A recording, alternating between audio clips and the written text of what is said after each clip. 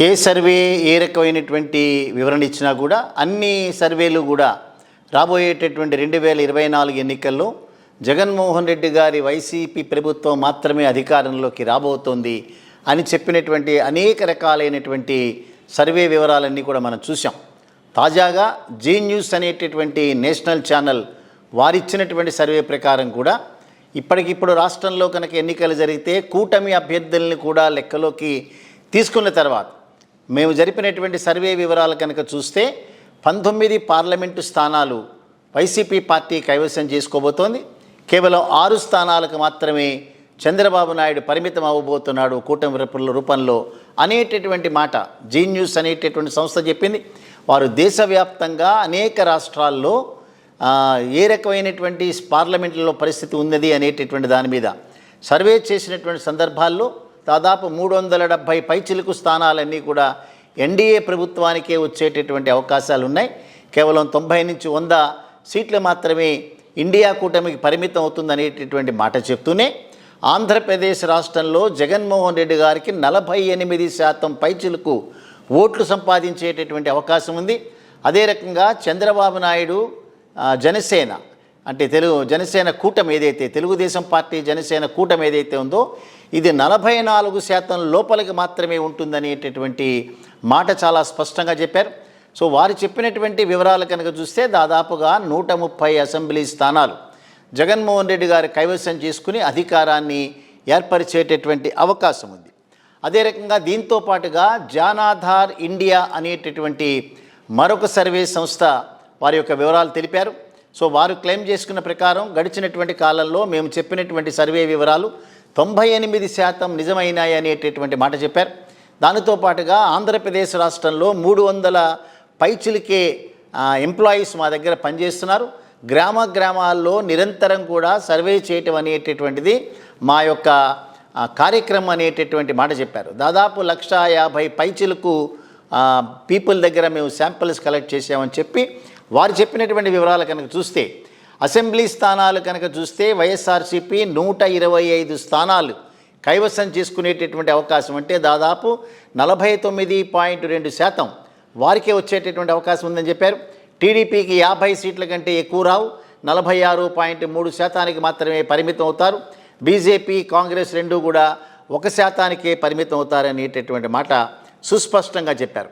So దానితో పాటుగా నియోజకవర్గాల వారీగా ఉండేటటువంటి కనుక చూస్తే రాయలసీమలో వైఎస్ఆర్సీపీ ప్రభంజనం, కృష్ణా జిల్లా గుంటూరు జిల్లాలో మాత్రం టఫ్ ఫైట్ ఉంటుంది. కానీ మిగతా జిల్లాలలో కూడా వైఎస్ఆర్సీపీకి ఒక ఎడ్జ్గా ఉందనేటటువంటి మాట వారు చెప్పడం అనేటటువంటిది ఈ 2 సర్వే సంస్థల వివరాలు కూడా వైఎస్ఆర్సీపీ ఫేవర్లో మాత్రమే ఉన్నాయనేటటువంటిది మనం చూసింది. శ్రీకాకుళం నియోజకవర్గంలో 4 స్థానాలు వైసీపీకి, టీడీపీ జనసేనకి 3 స్థానాలు, విజయనగరంలో వైసీపీకి 5, టీడీపీ జనసేనకు 1, విశాఖపట్నంలో 2 స్థానాలు వైసీపీకి, 4 స్థానాలు టీడీపీకి, అనకాపల్లిలో 2 అనేటటువంటి ఇద్దరికి, అరకు స్థానంలో ఉన్న 7 నియోజకవర్గాలు వైసీపీకి, అదే రకంగా కాకినాడ నియోజకవర్గంలో 3 స్థానాలు వైసీపీ, 3 స్థానాలు మన టీడీపీ జనసేన కూటమి, 1 స్థానంలో టఫ్ ఫైట్ అనేటిది. అనకాపల్లిలో 2 స్థానాలు ఇచ్చినా కూడా 3 స్థానాల్లో టఫ్ ఫైట్ అని ఇచ్చారు. విజయనగరంలో 1 స్థానంలో టఫ్ ఫైట్, విశాఖపట్నంలో కూడా 1 స్థానంలో టఫ్ ఫైట్ అని ఇస్తూనే రాజమండ్రి నియోజకవర్గంలో 5 స్థానాలు వైసీపీ, 2 స్థానాలు టీడీపీకి, అమలాపురం నియోజకవర్గంలో 3 స్థానాలు చెరిద్దరికి ఇచ్చి 1 స్థానంలో క్లోజ్ ఫైట్ ఉంటుందనేటిది.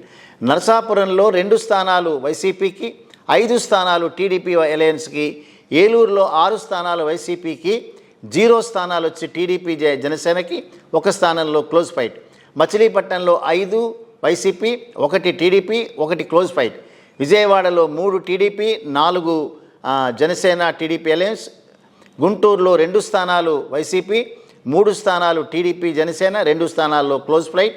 నరసరావుపేటలో 5 స్థానాలు వైసీపీకి, 2 స్థానాలు టీడీపీకి. బాపట్లలో 3 స్థానాలు చెరిద్దరికి, 1 స్థానంలో క్లోజ్ ఫైట్. ఒంగోలులో 6 నియోజకవర్గాల్లో వైసీపీ గెలుపు, 1 స్థానంలో మాత్రమే టీడీపీ. నెల్లూరులో 5 స్థానాల్లో వైసీపీ గెలుపు, 1 స్థానంలో టీడీపీ గెలుపు, 1 స్థానంలో క్లోజ్ ఫైట్. తిరుపతి నియోజకవర్గంలో 6 స్థానాలు వైసీపీ, 1 స్థానం మాత్రమే టీడీపీ. చిత్తూరు నియోజకవర్గంలో 4 స్థానాలు వైసీపీ, 2 స్థానాలు టీడీపీ, 1 స్థానంలో క్లోజ్ ఫైట్.